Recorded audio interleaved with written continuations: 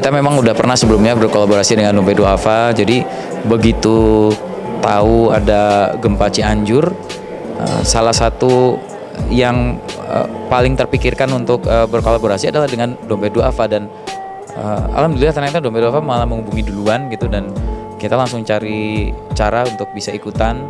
Ternyata bisa ikutannya dengan hadir di sini, saya wakilin, lalu dengan melelang salah satu gitar paling bersejarah yang saya punya, yang pernah saya punya. Apa yang membuat Anda ingin berpartisipasi?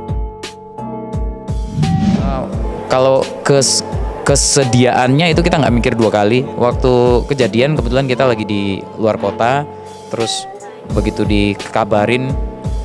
Jadi waktu itu saya ingat ada teman dari Dompet Duafa yang menghubungi, ngasih tahu info tentang ini. Kebetulan sebelumnya kita sudah berdonasi secara pribadi gitu. Jadi wah, ternyata memang gayungnya bersambut gitu. Jadi ya udah, walaupun Dren nggak bisa hadir secara lengkap, tapi saya bisa mewakili gitu ya, alhamdulillah.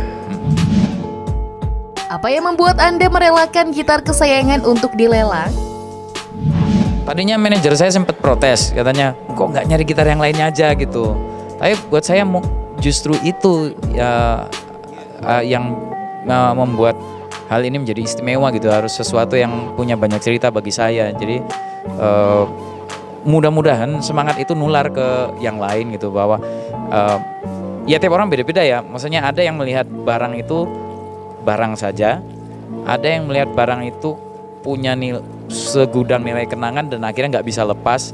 Dan saya pernah seperti itu gitu, pernah susah sekali melepas berbagai barang karena terlalu banyak nilai kenangannya, akhirnya barang saya numpuk gitu. Tapi akhirnya seiring waktu, alhamdulillah saya mulai bisa melepaskan itu, dan mungkin malah dengan saya lepaskan, barang itu lebih bermanfaat buat pemilik berikutnya gitu. Sekaligus berapapun hasilnya nanti, jumlah nominalnya buat saya nggak masalah, yang penting disalurkan semuanya gitu. Bagaimana respon personil band lainnya serta keluarga? Alhamdulillah semuanya mendukung ya, dan istri juga mendukung. Nah, salah satu kenangan terbesarnya sebenarnya dengan istri, karena kebetulan ada tulisan penawar letih di gitar itu, dilukis langsung oleh istri saya waktu masih jadi calon istri, malah masih belum nikah, tahun 2015, ingat banget saya. Jadi, dan proses beliau melukis itu tak fotoin gitu. Jadi menurut saya ya udahlah, lewat foto aja udah cukup kok, dan diingatan gitu. Jadi biarlah gitar itu ngasih kenangan ke pemilik berikutnya. Bagaimana Anda melihat acara kebajikan seperti ini? Ya, saya hanya bisa menjawab itu dengan amin ya. Amin ya.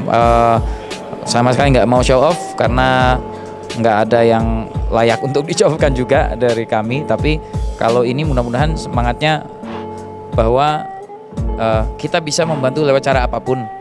Tidak harus hadir langsung di sana, tidak harus macam-macam lah, nggak harus yang meluangkan waktu sekian banyak gitu. Lewat apa yang kita punya, lewat kolaborasi sederhana seperti ini, kita bisa ikutan. Itu aja. Apa yang Anda rasakan dalam setiap berbuat kebaikan?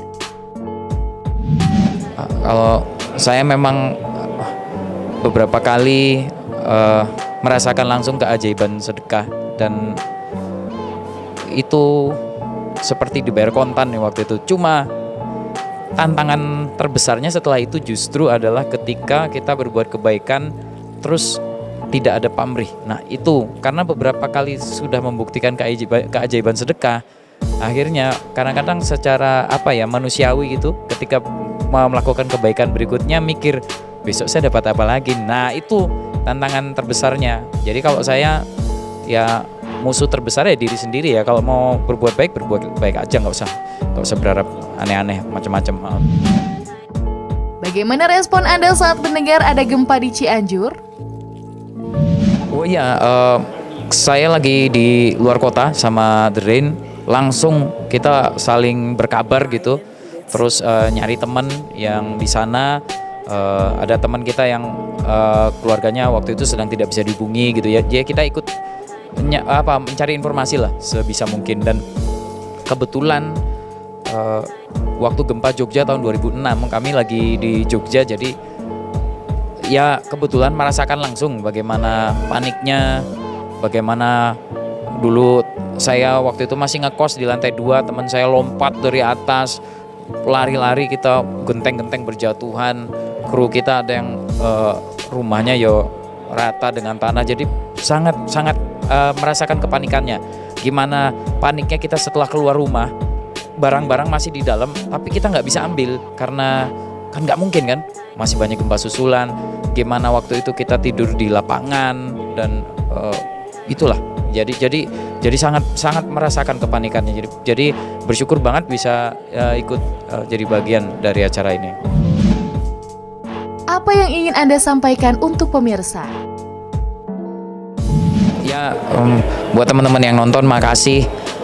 Berapapun donasi, bantuan, apapun itu kamu menyebutnya, untuk saudara-saudara kita di Cianjur pasti sangat berarti. Dan ada yang takut memamerkan kebaikan di media sosial misalnya karena takut dibilang ria. Ya itu balik ke kita sendiri kok, tergantung niatnya untuk apa gitu. Dan kita nggak bisa ngandaliin mulut orang lain yang jelas gitu. Tapi kalau niatnya kita memang menyebarkan kebaikan, ngajak tanpa niat pamer atau apapun itu, ya insya Allah berkah.